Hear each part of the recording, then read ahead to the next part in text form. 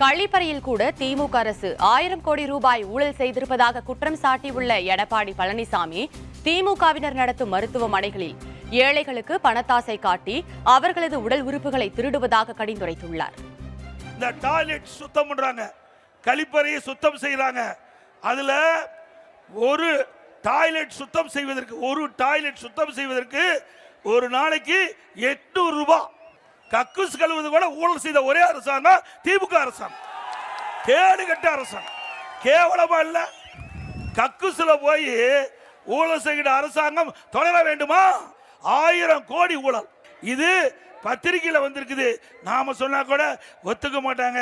ஏன்னா நாம சொன்னா வேணும்னு அண்ணா திமுக எதிர்கட்சி எடப்பாடி பழனிசாமி பஸ்ல போய் கத்தி கத்தி பொய்யா பேசுறான்னு சொல்றார்.